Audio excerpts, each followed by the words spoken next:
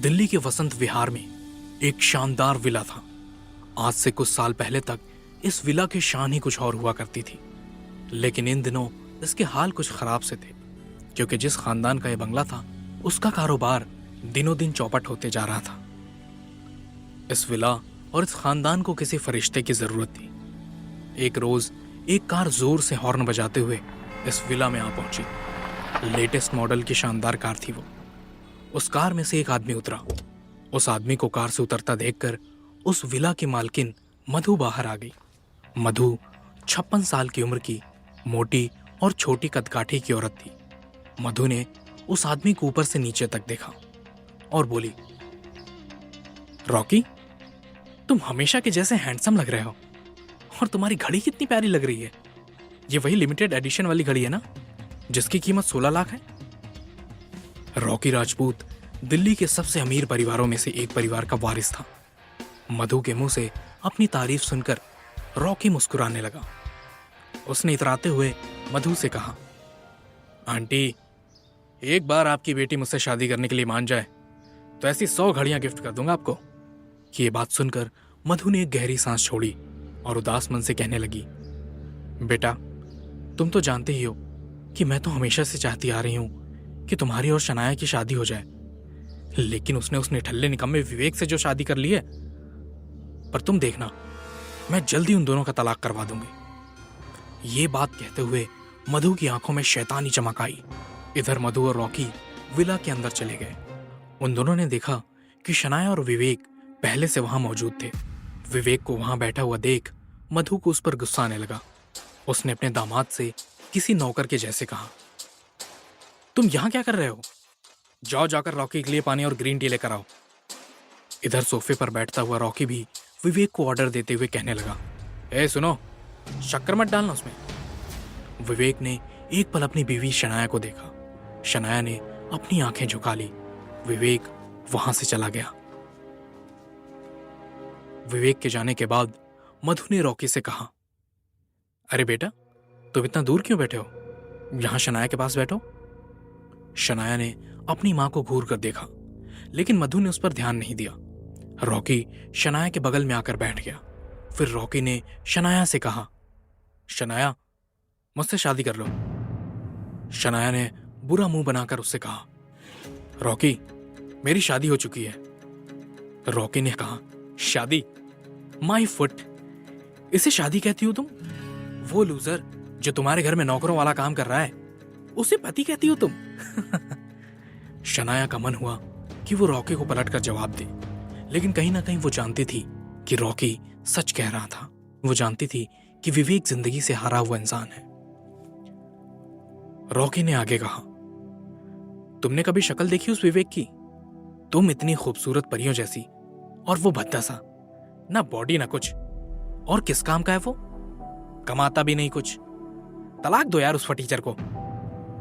Rocky विवेक के बारे में अनाप शनाप बक रहा था। तभी विवेक हाथ में एक ट्रे लेकर वहां पहुंचा। रॉकी को ग्रीन टी दी और वहां उन लोगों के सामने खड़ा हो गया। उसे यूं नौकरों के जैसा खड़ा देख शनाया उससे प्यार से बोली, विवेक, तुम खड़े क्यों हो? बैठ जाओ। विवेक बैठने ही वाला था कि मधु ने फिर से उसे ऑर्डर दे दिया। ग्रीन टी बोली तो तुम सिर्फ ग्रीन टी ले आए? कुछ खाने के लिए भी ले आते तो मौत आ जाती। अपना दिमाग तो कभी इस्तेमाल कर ही नहीं सकते ना तुम। विवेक एक बार फिर सिर नीचे झुकाए किचन में चला गया। विवेक को यूं जाता देख रॉकी और मधु एक दूसरे को देखकर मुस्कुराने लगे। रॉकी ने इस बार धमकी भरे अंदाज में शनाया से कहा, देखो शनाया, ये बात तुम भी जानती हो और मैं भी जानता हूं कि तुम्हारा खानदान लुट चुका है। तुम्हारी फैक्ट्री के इतने बुरे हाल हैं कि तुमने अपने वर्कर्स को पिछले 1 साल से सैलरी तक नहीं दी है। ऊपर से तुम्हारे डैड वहां हॉस्पिटल में अपनी आखिरी सांसें गिन रहे हैं। तुम्हारे पास उनके इलाज के लिए पैसे तक खत्म होने वाले हैं। तो कुल मिलाकर तुम्हें अपनी फैक्ट्री और डैड को बचाने के लिए मेरी जरूरत है, और मैं खुद तुम्हारी मदद करना चाहता हूं। After all I love you, लेकिन बस मेरी एक छोटी सी शर्त है, मैरी मी। सोच क्या रही है? अगर पैसे नहीं रहे तो तेरे पापा की फैक्ट्री तो बंद होगी, साथ में इलाज की कमी से तेरे पापा भी मर जाएंगे। ये कहकर मधु रोने लगी। विवेक दरवाजे की आड़ में खड़ा सबकी बातें सुन रहा था। उसे समझ नहीं आ रहा था कि ऐसे हालात में उसे क्या करना चाहिए। एक पल को उसका मन हुआ कि वो रॉकी का मुंह तोड़ दे, लेकिन वो जानता था कि एक रॉकी ही था जो शनाया की फैक्ट्री बचाने में मदद कर सकता था।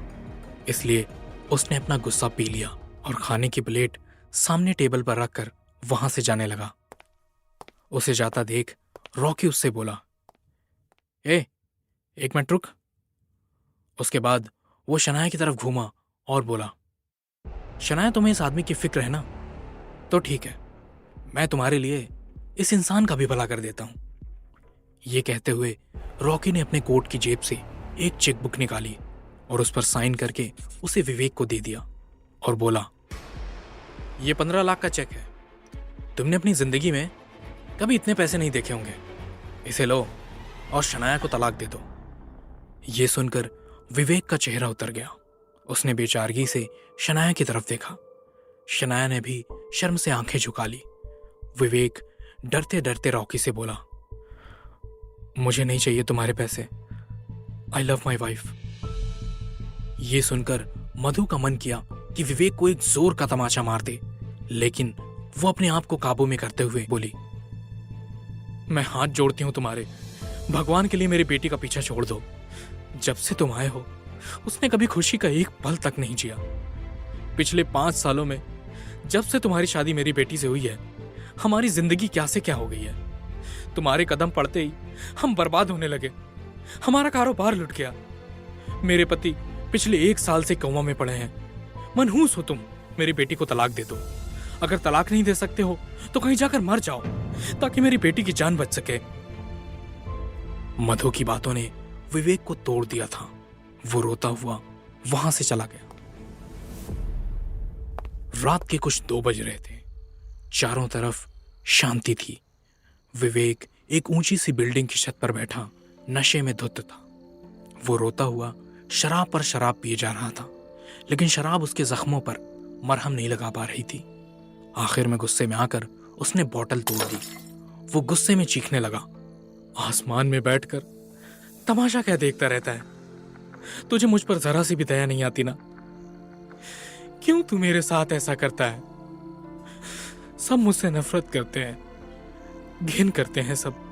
एक वो लड़की ही तो है शनाया जो प्यार करती है मुझसे, लेकिन मेरे कारण बेचारी वो भी परेशान रहती है। मैं भी तो उस घर में नौकरों के जैसे सिर्फ शनाया के लिए रहता हूं। वैसे सही कहती है मेरी सास। मनहूस हूं मेरा मर जाना ही ठीक है। काश आज से 5 साल पहले मैं भी अपने पिता की तरह मर गया होता या गायब हो गया होता। मैं तभी मर जाता तो शनाया को मेरी वजह से इतना सहना ना पड़ता। लेकिन जो नहीं हुआ वो अब होगा। मैं शनाया को सब खुशियां दूंगा, चाहे उसके लिए मुझे मरना ही क्यों ना पड़े। हाँ, मैं मर जाऊंगा ताकि शनाया रॉकी के साथ खुशी से रह सके। शनाया के लिए वो सही है एकदम। मैं ना एक काम करता हूं, मैं यहां से कूद जाता हूं। थोड़ा बुरा लगेगा शनाया को, पर कुछ ही टाइम के लिए। उसके बाद तो उसको हल्का लगेगा, जैसे कोई बोझ उतर गया उसके सर से। वैसे भी मैं कुछ नहीं कर पाया आज तक शनाया के लिए। कम से कम मर कर उसे आजाद तो कर ही सकता हूं। विवेक मुंडेर पर चढ़ गया। नशे में होने के कारण वो डोलने लगा। उसकी आंखों से लगातार आंसू बह रहे थे।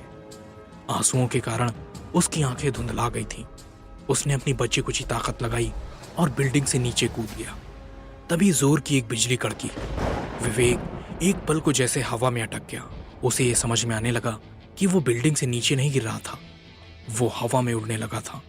विवेक को लग रहा था कि ये सब उसका वहम है, लेकिन उस रात उस सुनसान बिल्डिंग की छत पर वो सब सच में हो रहा था। विवेक नशे में बड़बड़ाने लगा, ये क्या हो रहा है भगवान? कुछ ही पल में हवा में लटके विवेक को जैसे किसी शक्ति ने धक्का दिया और वो छत पर वापस आकर गिर गया। उसका दिल जोर जोर से धड़क रहा था। तभी और तेज आंधी चलने लगी। कुछ देर में विवेक ने देखा कि उसके सामने कोई बूढ़ा आदमी खड़ा था। वो बूढ़ा आदमी कोई सन्यासी था। विवेक ने उससे नशे में ही पूछा, आप कौन हैं? बाबा। सन्यासी मुस्कुराया और बड़े प्यार से बोला, मुझे भूल गए विवेक? मैं ही तो वो हूं जिसने 5 साल पहले तुम्हारी जान बचाई थी। नहीं तो तुम भी अपने पिता की तरह या तो मर जाते या अपने बाकी परिवार की तरह गुम हो जाते। याद नहीं? विवेक ने गौर से देखा, लेकिन उसे कुछ याद नहीं आया। सन्यासी ने आगे कहा, विवेक, तुम्हारे पिता के मुझ पर बहुत एहसान है, इसलिए आज से 5 साल पहले मैंने तुम्हारी जान बचाई थी और अपनी सारी शक्तियां मैंने तुम्हारे अंदर डाल दी थी। मैंने कहा था तुमसे कि ये शक्तियां मिलने के बाद तुम्हारी जिंदगी पूरी तरह से बदल जाएगी। याद करो विवेक। एकदम से प्रकट हुए उस बूढ़े आदमी ने विवेक को झटका दिया था। उसने विवेक का नशा कम कर दिया था। उसने सन्यासी से कहा, हाँ, मुझे याद आया, लेकिन मैं तो समझा था कि आप यूं ही मुझे बहलाने के लिए झूठ कह रहे थे। इस बात पर सन्यासी बोला, मैं सन्यासी हूं पुत्र, सन्यासी किसी से झूठ नहीं बोलते। ये बात सुनकर विवेक भड़क गया और बोला, अगर आप सच कह रहे थे तो मैं इतने सालों से जानवर से बदतर जिंदगी क्यों जी रहा हूं? सन्यासी ने कहा, विवेक, तुम एक आम इंसान हो। मैंने तुम में जो शक्तियां डाली थी वो देवी थी। जब किसी आम इंसान में ऐसी शक्तियां आती हैं तो उसका शरीर एकदम से उन शक्तियों को सह नहीं पाता। इसलिए तुम 5 सालों के लिए एक कमजोर और डरपोक आदमी बन गए। पर मेरे बच्चे, 5 साल बीत चुके हैं। अब मेरी शक्तियां तुम्हारे अंदर काम करने लगेंगी। तुम्हारी पूरी जिंदगी बदल जाएगी विवेक। विवेक ये सुनकर एक बार फिर उस सन्यासी पर चिढ़ गया और बोलने लगा, झूठ, झूठ, एक बार और झूठ। पहले भी आप बड़े बड़े वादे करके गए थे और अब भी बड़ी बड़ी बातें कर रहे हो। ना तब कुछ हुआ था, ना अब कुछ होगा। आप झूठे हो। सन्यासी फिर से मुस्कुरा दिया, लेकिन इस बार कोई राज छुपा हुआ था। वो बोला, तुम्हारी जैसी इच्छा, मत करो मुझ पर विश्वास। जब चमत्कार होगा तब अपने